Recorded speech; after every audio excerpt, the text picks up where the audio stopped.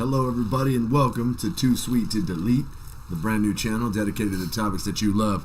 We're here to talk about the WWE UK Championship Tournament. It has finished over the last couple days. It was on live UK time, so if you were watching it live on the network, you were getting up at like 4 in the morning to check out some of the matches. So some of this is a little bit delayed. We want to go ahead and talk about the first couple rounds.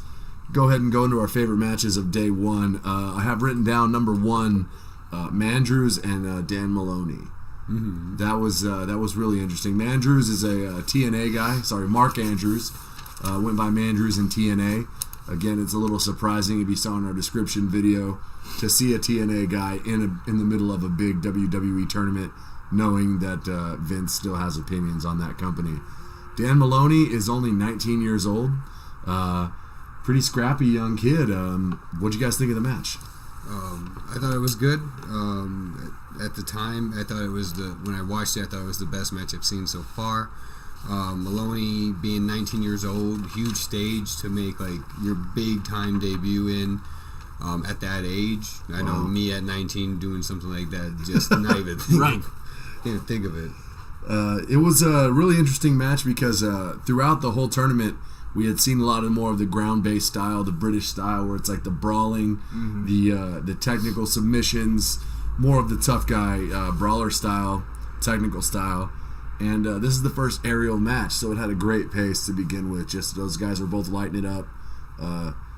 Mandrews being more the aerial guy, Maloney being more of a powerhouse, and he definitely showcased a lot of power for being a 19-year-old kid. There's a lot of that natural strength. I was just pretty much amazed the youth in this whole tournament and the way they performed. That's something that I wanted to point out. I wrote it down in a couple notes on matches where it's like, okay, this guy, for example, Pete Dunne, 23 years old, he's an 11-year veteran in the business. Right. So, like, apparently every guy in the UK has turned pro at 11 or 12, which is cool because, you know, you see a kid that's 19 years old and really has that kind of presence, really has that kind of strength in the middle of a match that, from the beginning, it seemed he was going to be in over his head. He didn't really get the reaction that Mandrews got because, of course, you know, the way more of a familiar name, you know. It was a really cool, Mandrews had a great spot that he did throughout the tournament.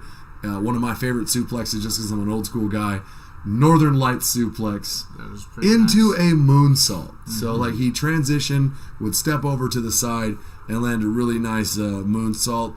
Maloney cut off Mandrews' comeback though. He was kind of playing the stiff big guy. Cut it off, landed a couple big moves, a big running soccer kick, and then you know, boom, Mandrews just kind of reversed it, ended up going for that big shooting star press, gets the win, 1, 2, 3. In probably the most exciting match of the night until then. Right, until then. The next match, which I have as my most exciting of the first day, was Tyler Bate against Tucker. Yeah. And that was an interesting deal because that was one of my picks. Tucker was one of the Dingo's picks. He was trained by Finn Balor. This is a guy that's coming off of a knee injury. Apparently throws the world's greatest super kick. So we were waiting to see if that was really going to pay off. And this, like I said, match of the night for the first night. The two guys had the best looks combined. When you look at Tyler Bate, only 19, you know, got the great look with the mustache and the great physique, and that ring presence. This kid really has the it factor. But you can't sleep on Tucker. Really good-looking guy.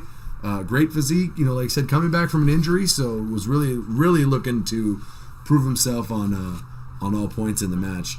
What'd you guys think of the match other than the pace, the athleticism? You know, those guys are, you know, obviously this was the work rate match of the evening. I thought the hype behind the super kick lived up to it. Tyler Bate does have some super cakes, though, in that little singlet, the little honeydews. I don't want to talk about his cakes. So sorry, super kick. He said super kick, right? Yeah. These guys actually brawled for a little while, too, considering how athletic they are. Tucker being an aerial guy, naming aerialism and high-flying moves as his specialty. Right. There wasn't an aerial move until well into the match, after they had done a little bit of mat wrestling, some brawling, and more technical stuff. So it did tell a nice story. The outside brawling was really, really good. It was vicious on both sides. There was some power running moves from Tucker, because that's the kind of offense he gets. And Tyler Bate, just even though he's a young guy, really maintains that stiff, strong style really well. Right. He looks like a big, strong kid, and he plays that off well. What do you guys think of the airplane spin? It was good. It was good. The only thing I mean, as much like power as that takes to do, the only thing I didn't like about it is how he reverses it again, because all of us know we've been on like a playground swing, and you spin, just to right yourself, spin the opposite way a couple times. So I would think it would tire you out more by spinning one direction and spinning again. So now you've just made all that dizziness go away.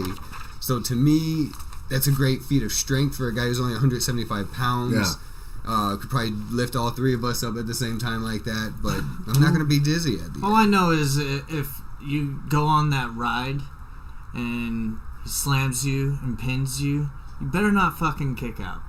That's all I'm saying. Swear jar? Oh, that's one. But anyways, it's ridiculous, I think, as a move.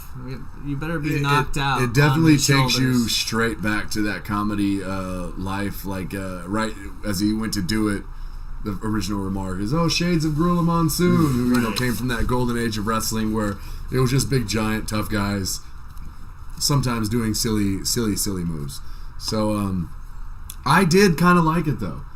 I like it for the reason that you don't like it, that he does the spin, sells that he's dizzy, whoa, does the other reverse spin. So it was interesting.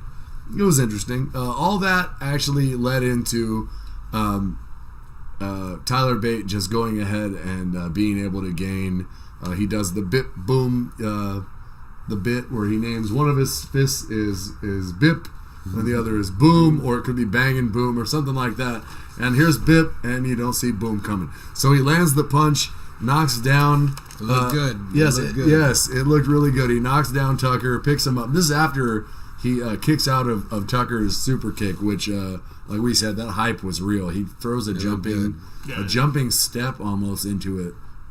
So it really adds that element of a vicious super kick. Super duper kick. Super duper kick is what he calls it. So, of course, Tucker will totally be on the UK programming in the future. So we're looking forward to see him land a bunch of those super duper kicks.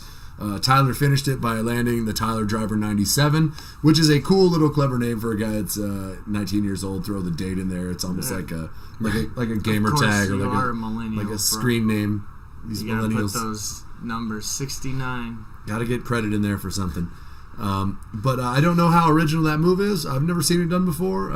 Maybe it's something like the Styles Clash that he's been doing since the beginning, and it was something that we'll see in the future because it was a very protected move.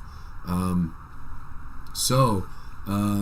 other match that was really interesting that I thought was pretty cool was we had Tyson T-Bone, one of your picks, against Pop's picks, one of Pop's picks, Wolfgang. And by this time, I think, was it by this point in the match, you guys, in the tournament, you guys, these were your last picks, right? Right. It was I was definitely going for my last pick here. So, I just got to say, before we even start off, T-Bone, really cool gimmick, very reminiscent of Brad Pitt's character from Snatch, where he's fighting Gypsy with the jewelry and the tattoos, the tank top and the dickies. He's got the best opening music. I loved the music. If you get a chance to check out some of these guys' intros, I'm sure it's going to be available soon with WWE as they're trying to launch this as a new Well, he looked like he brand. just walked out of Uncharted video game. Right. Yes, for you video game freaks, he looked like a reject Nathan Drake. You were the first one to say that. Oh, wow. But going into that match, so I had said in the preview that from what little I'd seen of Wolfgang that I compared him to Big Damo as a big guy that can move. The whole match, I could not stop. I mean, he can go. Wolfgang can absolutely go. He's a former ICW champion in Britain. He's a guy that's had some gold. He's a guy that advanced in the tournament. But I could not stop thinking of Hugh Morris. Another big guy that does Bill flippy stuff. DeMott, huge erection, General Big Johnson. Yes, we all remember his horrible WCW gimmicks. Jason the Dingo. Just other terminology to use for people with giant willies. It's in the notes actually. But no, Wolfgang actually he reminded me a lot of Hugh Morris, like you said, a guy that big guy in a singlet up there doing moonsaults, and his finisher is a swanton, Right. which was just like, wow, He's a big dude. wow, and this is a big guy to pull off that move. So that was actually probably another one of the gems of the first night, even though we do agree that Tyler Bate and Tucker was match of the night on the first day. T-Bone and Wolfgang really pumped it out, and Wolfgang's got a really high work rate for a guy that big. T-Bone also has a really cool gimmick. Keep on the lookout for it. He's a guy that, although Pete Dunne and Jordan Devlin established themselves as they moved on in the tournament as the more obvious heels, a guy like T-Bone is going to be, the choice down the road to portray and carry that heel gimmick. He just really does have heels and super kicks. Jordan Devlin's super kick at the end of his match. Yeah, it was Enziguri actually. Caught Danny Burch on the back of the head. That's right. He got him with the Enziguri to end the match. And then at the end, when they're supposed to shake hands, instead of shaking his hand, he just super kicked him again. And this is all while Danny Burch, who, as we said in the preview video... Hello, yeah, look, we have another member. As we said in the preview video, Danny Burch is a guy that was an NXT hand. He did the honors to Kevin Owens and James Storm, so he was the guy that was in that picture. So he's a guy that was respected, big-time veteran. He's holding a bloody rag on his head. He's got blood dripping off his head. Holds out the handshake. Kid super kicks him. He debuts as the first true heel of the tournament. So that was probably a favorite moment of actually, yeah, that's probably a favorite overall moment of the first day. Yeah, the heel reveal. I like that one. Nobody enjoys a good super kick. It was very beautiful. Moving on to round two, guys. Already, we only have two matches that really stuck out for that. As we see, we're very busy here at Wilbur headquarters. We have people coming in and out all the time, even during live videos. They also talk into the microphone about their burritos. So yeah, we only have two matches on the second round that really, really stuck out to us. We have Mandrews versus Joseph Connors. Joseph Connors was my first and original pick to win the whole thing. The really tough guy. They touched on how many times they mentioned that he lost his ear in a barroom brawl. I know, that drove me nuts. It was driving me nuts that that's all they could keep talking about. Like the kid has no other nothing to go with. The match starts off with some really, really good, quick mat wrestling, some quick counters. It's something that Mark Andrews, as an aerial guy, you wouldn't expect right away, but he is also trained by Zack Sabre Jr., as we said in the opening preview cast. So he can really go as far as on the mat with the bridging pins, the quick sunset flip finishes, arm drags, all that stuff, which, as an old school guy, I really like to see that to start off the match. Connors kept cutting off his comeback by just being really brutal and really stiff. It was always one punch, one big elbow, one kick to the stomach, something like that to really stop him. And that was really good psychology because Mandrews is a guy that just once he gets rolling, you cannot stop that high-flying attack. Right.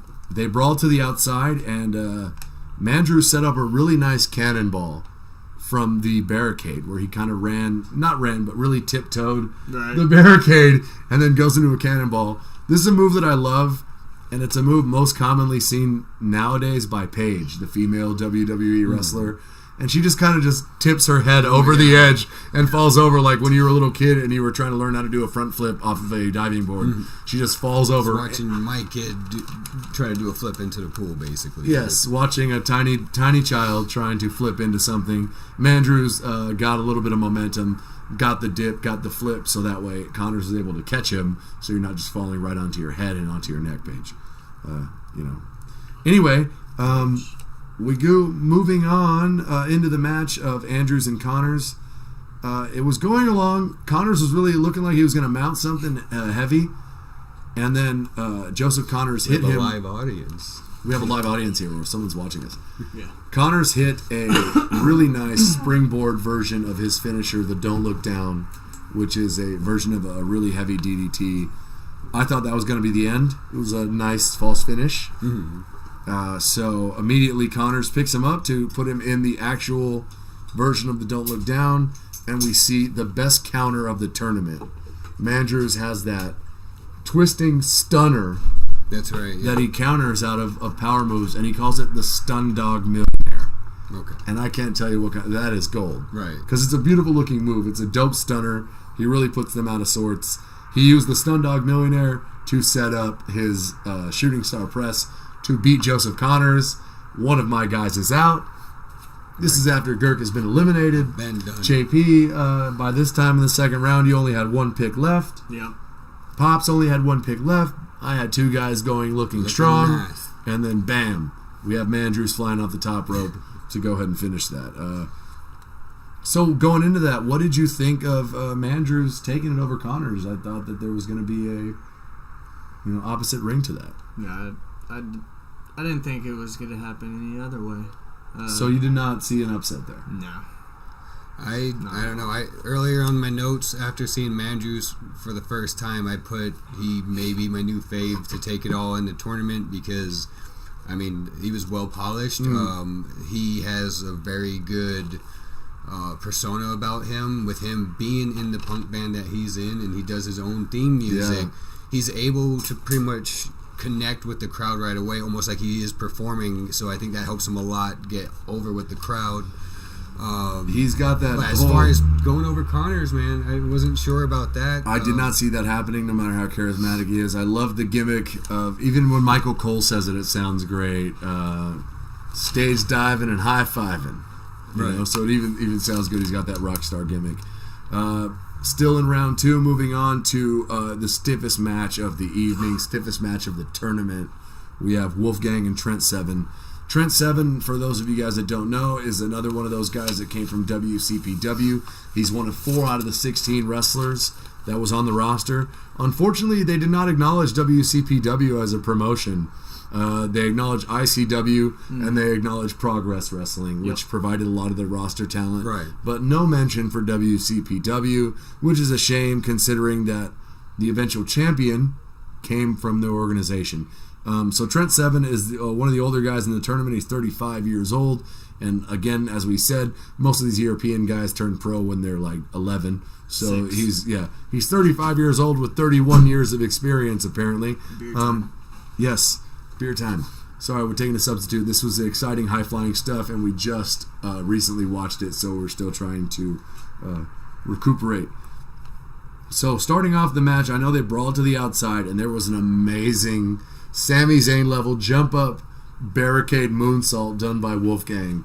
Wolfgang now. Now Wolfgang's a big boy. Again, I quoted it wrongly by saying he's built like Big Damo. He's way more built, like I said, more of the Fit Finlay or of Hugh Morris. Big guy, but can just really move.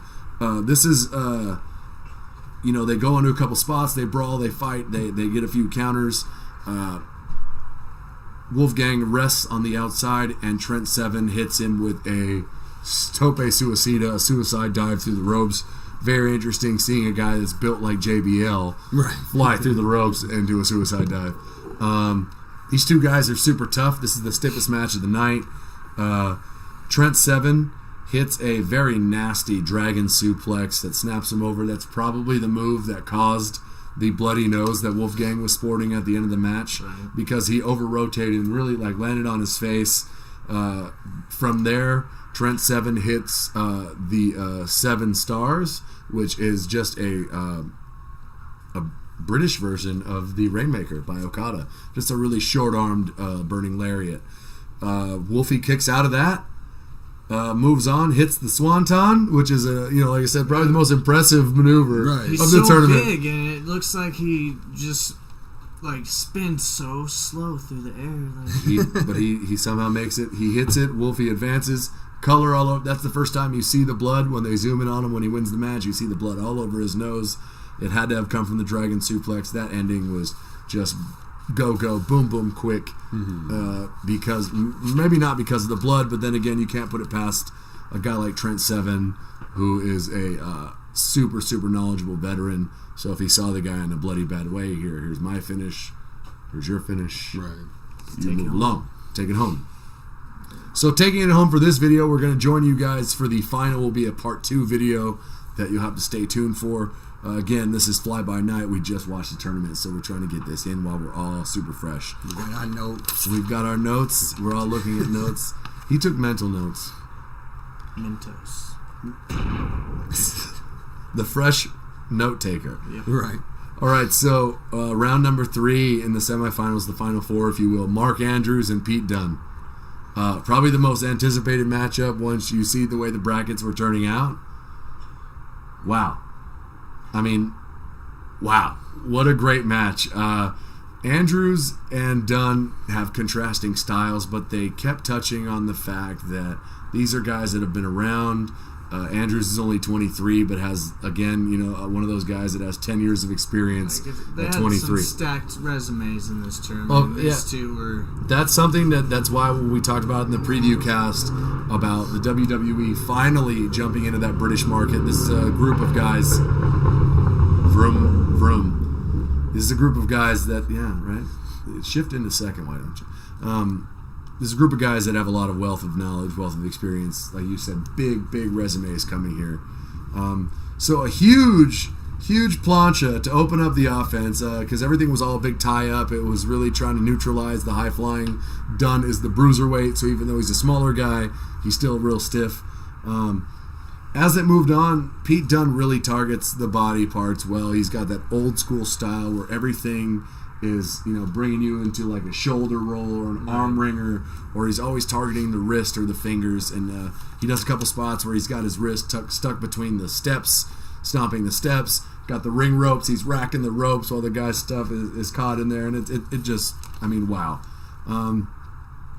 So Mandrews gets his comeback going, and this is the third different transition that he's done. He's done like a monkey flip, he did a moonsault, but it always leads to him hitting a big moonsault, double stomp type thing.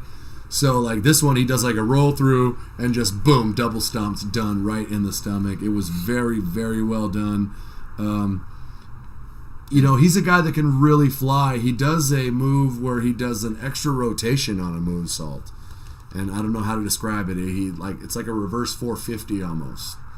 So from doing a backhand jump, making an extra rotation, and then landing with your neck and back on the guy's body. So an extra rotation really served him well there to really be bruising up Pete Dunne.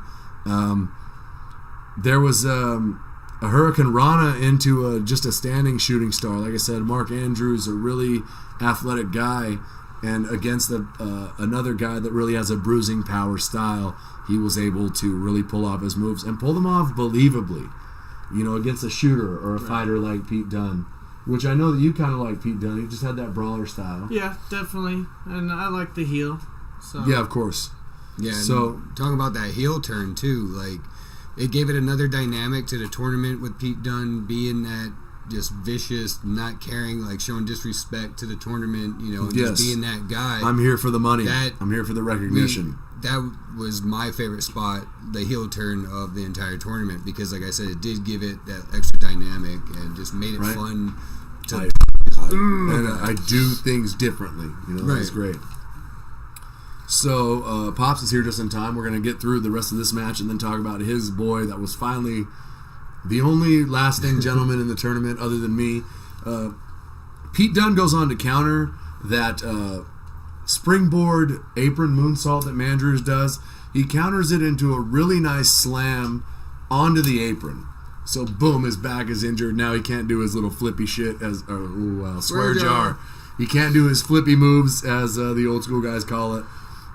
We had a botched stun dog millionaire, which is we just put it over. Right. The best counter in the tournament. He'd done it 2 times successfully in 2 different matches, and they kind of botched it. So it was one of those didn't get all of it type of moments. Dunne counters the shooting star as Mandrews climbed up to the top of the ropes. Dunne goes for his the bitter end, the police lock dropping DDT type of maneuver. That was countered. There was a couple really nice false finishes with some mat wrestling pins, some bridge pins, and Pete Dunne just goes ahead and takes over, drops him.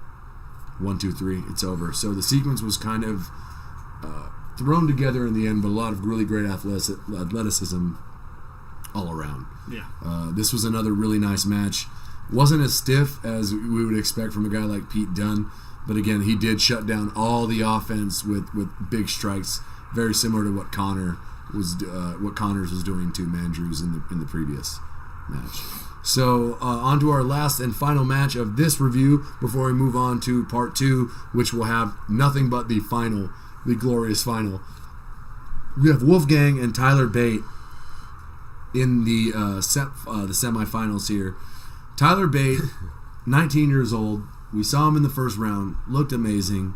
Wolfgang is already selling a neck injury from the second he walks out to the stage because he had that vicious match with Trent Seven. He kicked out of Trent Seven's 7-star lariat. So, he did a great job of really protecting the tournament, protecting the aspect of the fact that these guys are having multiple matches within 24 hours. So I really like that. That's an old school thing that I love to see. One of our favorite tournaments across the board was always King of the Ring. Right. Because, you got these guys that got to have multiple matches in a night. We're talking Maybe about your the neck is messed up. Tournament. Yeah, the one day. Qualifies on Raw and then the finals at the pay-per-view. It's very reminiscent of, I know this is going to sound silly. Please don't shoot on me for this one, people. Early UFC tournament style or pride fighting where it was like, hey, this guy had an easy path. This guy had a rough one. We already know who's going to win because if this is a real shoot, sorry, buddy, if you're not coming in there 100% against a guy that is, you're going to lose. Yeah. So Wolfgang comes in, not 100%. He really overpowers Bate in the beginning, but Bate gets him in kind of a crouched over position and throws some really nice looking boxing punches to the body. Shane McMahon could really learn a lesson because he throws those awful, stupid little jab punches. And it's like, I get it, you're not a full-time wrestler, but if you're going to bring an MMA or boxing gimmick into the ring, you've got to really make those punches look nice and crisp. Wolfgang, for the first time in this tournament, is working heel in this match. He was taunting the crowd. He was giving Bate a hard time whenever he couldn't get up or whenever he couldn't keep up. Definitely putting Bate over. Absolutely. The crowd was hot for Tyler no matter what, but this was probably, before the final, the hottest crowd of the night. And they were hot on both of them. There was Wolfie chants.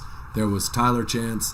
Of course, the British fans love to sing. So Tyler, Tyler, Tyler, Tyler, Tyler, Tyler, Tyler, Tyler. So, stuff that they love to do. It was a very hot crowd. I actually have that in my notes, how hot the crowd was before he even said that. Tyler Bate has some really high energy offense, getting some running springboard moves. He wanted to get that rolling kick going. And he went in for a big jumping maneuver. And Wolfgang stopped it beautifully with a catch, running power slam. Beautiful, beautiful move by a guy that isn't as big as we thought he was. Like we said for the third time, I thought he was Hugh Morris. I thought he was, one of those guys that, fit Finlay, a guy that's like, okay, he's big and strong, but he's not actually a massive behemoth giant. But that catch move was just really great. If you get a chance to see it, he really powers him up, then tilts him over into that British Bulldog running power slam. I know that was one of your favorite moves of the night, because you did mention that earlier. Yeah, just put him down. Put him down. Planted, as Michael Cole likes to say. So they move on. They brawl outside. They brawl back in.